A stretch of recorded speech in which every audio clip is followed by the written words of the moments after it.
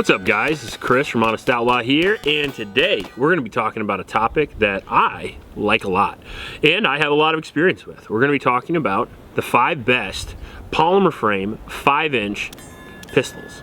Now, I picked these based on a varying amount of categories, really.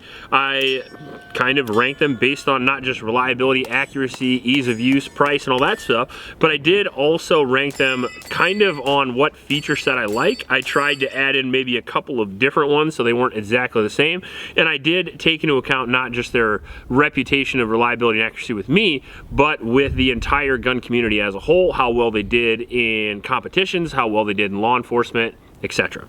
So we're going to be looking at 5 pretty different pistols that have the same attributes that are going to have a lot different overall feel to the actual shooter. So if you're interested in any of these guns, remember that the best thing to do is always to go and at least feel them up a little bit and try them out and see if the ride's right for you. But today, we're gonna go through mine. Before we do that, I wanna mention my Patreon supporters. You guys purchased almost every gun on the table, so I appreciate that. If you wanna help support the channel, all you gotta do is go to the link in the description. It's the best way to do it. All you gotta do is click the Patreon link and sign up. And also, I wanna mention a local homeless shelter in Ames, Iowa. It's the YSS. It is a cause that's near and dear to my heart, so I appreciate it if you go down and click that donate link and give a couple bucks to those kids. In at number 5, we are gonna have my least favorite pistol on the table, but I still love it. It's just my least favorite of the 5, which is why it's number 5. That's how numbers work. But we have the Sig X5 Legion. Now, if you're looking at this and you're like, what the hell, that's not a Sig X5 Legion. It kind of is. It's got the Sig Pro Slide, Sig Barrel. This is the performance trigger with the fire control unit. The only thing different between this and the X5 Legion is the actual grip itself. I had an X5 Legion, and we do have not only videos on it, but a 1,000-round review on it. And it wasn't mine, I got to borrow it, and then I wanted to build my own, so I built this one instead. This was a cheaper way to go, and this is the way I prefer. That being said, the X5 Legion cannot be denied. It is the first tungsten infused polymer frame pistol. That is technology that I think is pretty awesome. It also has a fire control unit in it, so you can change the grip modules at will for very cheap, which is what I did here. This was only like $100, and you don't need any extra paperwork or anything like that. All you gotta do is just pick one of these up and put the fire control unit in there. I like that a lot. It also comes with an optics mount. It comes with the Pro sights and the Slide Cut Pro slide as well. A lot of features for the money on the Sig X5 Legion, which is why it's so popular. Striker fired trigger, which has a pretty decent trigger pull. No learning curve required for double action or anything like that. And it is legal without the magwell in all divisions and legal with the magwell in limited and even open if you choose to put a comp on it or something. So it's available, it's legal, it's got similar ergonomics to a 1911 or a Sig if you're familiar with those, and coming in at right around $1,000. It's one of the best buys as far as a competition pistol goes, which is why it literally dominates. Everywhere you go in competition, you will find an X5 Legion.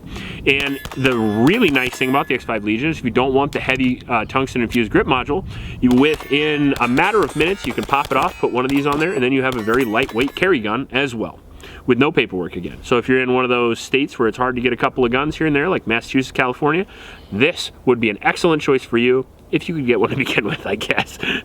But yeah, either way, I like it a lot. It's one of my favorite Sig pistols. So overall, I definitely think it deserves the number 5 spot. And we're just gonna kind of gloss over them a little bit here. If you want all the details, all the specs, everything, I can give that to you, but it's gonna be in the 1,000-round review. All you gotta do is go to YouTube and just look up whatever gun this is and Honest Outlaw Review, and it'll pop up. And at number 4, we have the all-new Canik Rival. This is the Canik Rival Dark Side. This is the latest and greatest of the TP9/SFX models of the Canik. I was going to have the Canik SFX on here.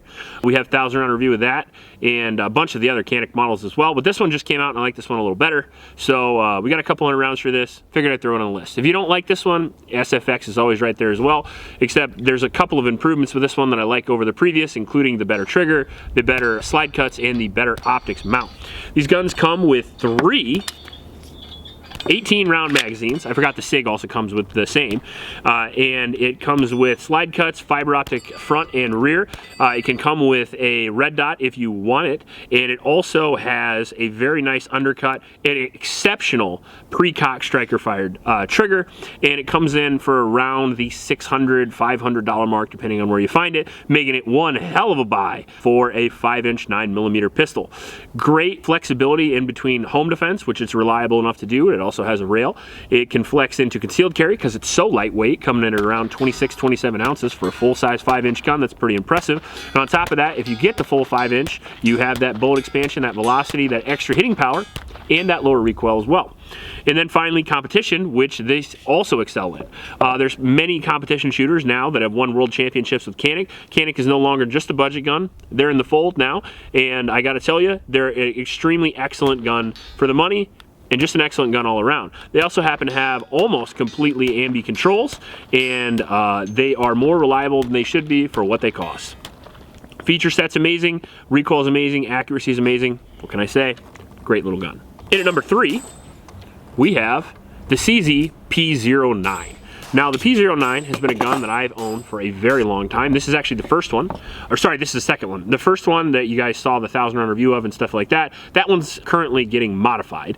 And this one is a gun that I picked up at a gun shop recently, just so I could use it as kind of a stock example of the gun, and then maybe do something a little different with this one. I'm thinking about building the first one out for carry optics and this one out for a production, and running iron sights on this guy. If you're unfamiliar with the CZ P09, they have one of the lightest recoil impulses of any pistol. They are a full-size 5-inch 28-ounce gun that is double action, single action, which is going to be different than the other striker fired pistols we've seen. Comes with 2 to 3, depending on which one you get, 19 round magazines out of the box without base plates. So you can get a whole lot more capacity than that if you throw some base plates on there, which I like a lot. The ergonomics on the gun are amazing, kind of similar to a polymer framed CZ75, a little bit different. They come with back straps and extended magazine release, checkering on the side of the frame there, and then they have the internal slide rails that CZ is well known for, allowing the slide mass to be lower and the bore axis to be lower as well, reducing that recoil to almost nothing with this gun. Full length guide rod here, and then it comes with either tritium sights or standard sights depending on which model that you get. Now the double single action can be a little bit different. You have the opportunity to either run a decocker or safety, but the double single action is essentially, out of the holster you're probably going to run double action here to make it a little bit safer, so it's nicer for concealed carry. And then after that first shot's fired, you will have a very light and crisp single action trigger that's very accurate. Now, one of the best modifications you can do to this gun is the short reset trigger that you can get either Cajun Gunworks, places like that, but this one doesn't have it, so the trigger reset's a little bit longer, but you got to remember this model of gun is a little bit older than all the other ones that we've shown so far. That being said, it's still one of the best double single action guns. It's still a gun I count on for home defense, and it still looks sexy as hell and shoots real nice. Out of all the guns on the table, I know I might get some shit for this, but I'm betting this one's the most reliable. Not only are CZ extremely reliable, they require no break-in period. They fire any type of ammo whatsoever. Since the slide is a little bit lighter and the recoil spring is a little bit lighter, it will function lighter Walmart loads better than most guns. And on top of that, you have double strike capability. Now, is that valid in modern day? Maybe, maybe not. It's kind of similar to the forward assist. You either like it or don't. But I do like it because I've had to hit a primer twice every once in a while. So sometimes you got to do it. But I love this gun, and whether people like it or not, it's definitely on my list of the top 5 polymer frame pistols. Well, 5-inch anyway. All right. Now, in at number 2, it's going to be a little controversial, but I'm going to put the Glock 34. The Glock 34 is loved by some, hated by others, but it's absolutely adored by me. And I have something like 4 of these. Do I have 4 Glock 34s? Yeah, I think I do. I have a Zev 34, I have a Gen 5, I have a Gen 4, and I have a Gen 3. I don't know. So I have a few of these, is what I'm saying. Why do I like them? A lot of reasons. Number 1, they're the most accessorizable pistol on the market. If you like to accessorize, believe me, this pistol's for you. This thing can come with any number of aftermarket parts, slides to barrels to sights to triggers to grips. You can change the grip if you want. You can do all kinds of fun stuff. As configured, this one has a silicone carbide grip, Hive magazine release, tactical pontoon trigger, one of my all-time favorites. If you haven't checked out Tactical Pontoon, he's kind of a buddy of mine. He makes some fucking phenomenal triggers, so check him out. Also, stock barrel Jaegerworks slide, because Jaegerworks does some killer slide work. I had to pay for it. I paid for this, so it is still amazing. And then we have Ameriglow co-witness sights there with the awesome 2.5 MOA Trijicon SRO. The Glock 34 does a lot of things great and very little things bad.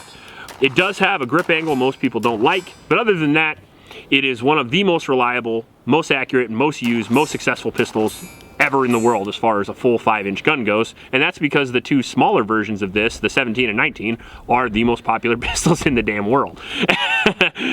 So it takes all the accessories that those would take, all the magazines that those would take. It'll fit in holsters, a lot of those fit in. You see where I'm going with this. It'll take Glock 17 sights. It'll take a lot of things that are very familiar and very easy to get at pretty much any gun shop, which is very nice. Aside from the modularity, it does have a 5 1/4 inch barrel, a little bit longer than a lot of the other guns, but that does give you even more velocity and bullet expansion. Also gives you more sight radius.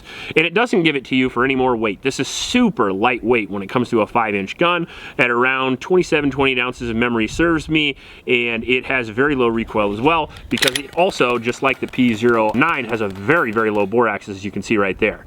So overall, the gun is very low recoil, very fast shooting, and it has won more competitions than any of these other pistols on the table, probably combined, just because of its overall popularity.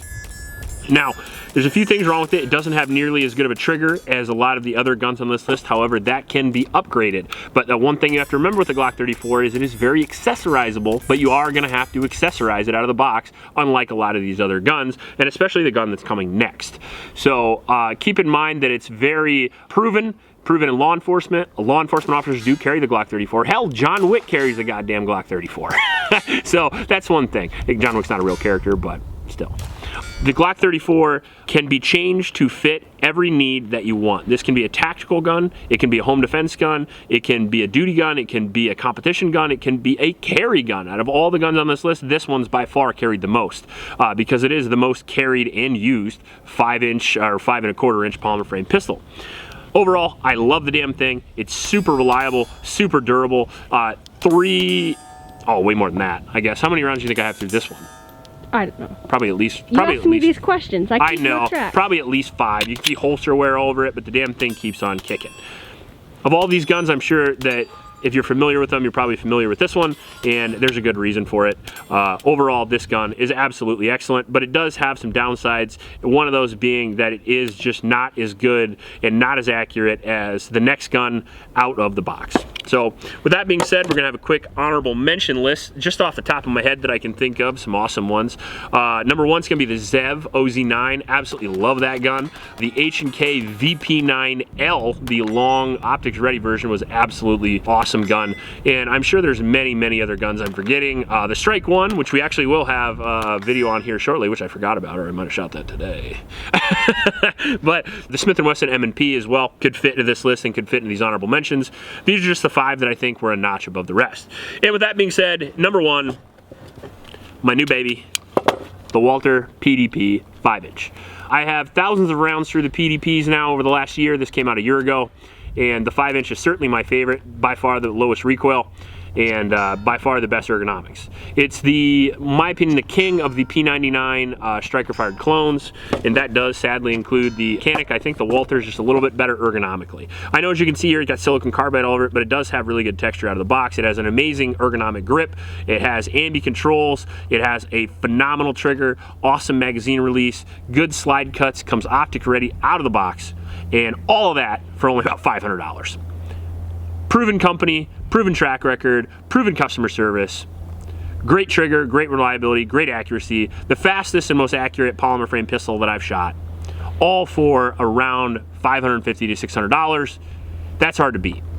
Come in the fact that it's optics ready, comes with 2 18-round magazines out of the box, and what you have is just an absolutely fantastic pistol. I hear Walther's been selling the crap out of these, and it does not surprise me. If you put this up against the VP9, it's gonna beat it. You put this up against the Canik, it's gonna beat it, but not by much. So, what can I say, man? Accuracy, speed, reliability, durability, availability, and price.